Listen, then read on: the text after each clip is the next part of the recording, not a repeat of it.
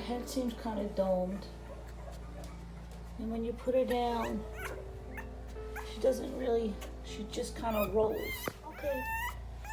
She's a little cold, so forgive that she's complaining, but this is kind of what she does. She kind of waddles back and forth.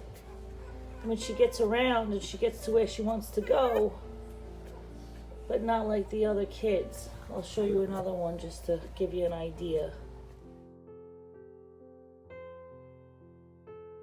See them? This is Papa Augustus. He's moving around like he should be. So there's definitely something off. I mean, obviously they're not steady, but moving. Oh yeah. Can you walk for me a little bit? That's a good girl. Good job. Good job. That's my girl. You got it, girlfriend. You got it, mama.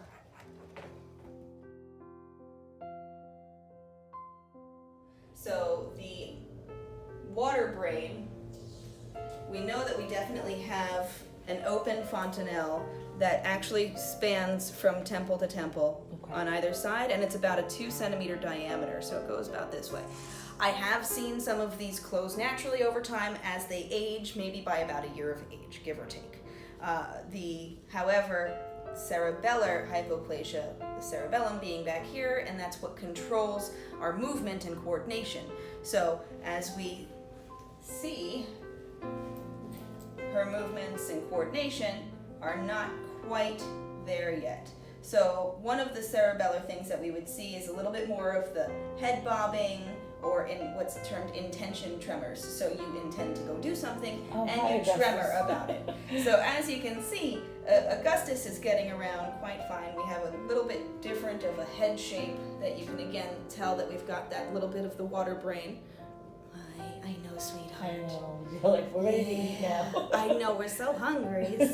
So the most important thing to keep an eye on is their continued progress. So if it is a matter of it being hydrocephalus, if there's an increase in the pressure of the water and fluid in the brain, then you'll see that they become more depressed and they are unable to move, and they might even find themselves a corner to push their head on because of their headache. Oh, thank you. You trying to eat me? Oh, thank you. Oh, thank you. Yes, thank you. My girl. Oh, yeah. Always hungry, right? Always hungry. You're all jealous that daddy's giving you the momos. Yeah. There's my baby girl, my pretty princess. My tough. We've got Ocean back here today. She's been on the omeprazole for the last 2 days. And based on my neuro attempt exam in there, she does seem to be making some progress. Of course, she's a growing puppy, so we would expect some progress. But I'm pleased to say I'm pretty sure, based on the assessment, that we are dealing more with the cerebellar, not with the cerebellar hypoplasia, but we are dealing with the hydrocephalus. So what I'd like to do at this time is start her on a steroid as well to reduce the inflammation and again try to reduce the production of cerebrospinal fluid.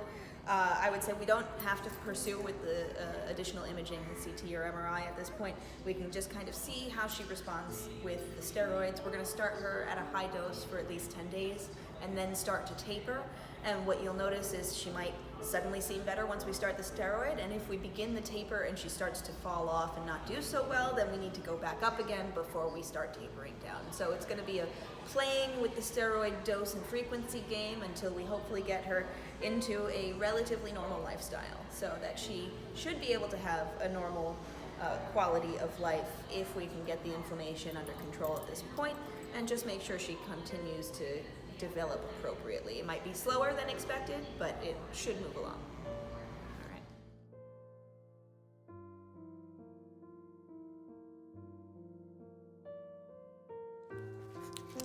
Good girl.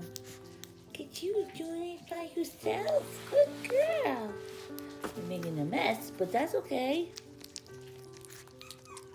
That's your own foot? Okay, alright, whatever works. Good girl. That's a good job. Let's try this in the corner over here. There you go.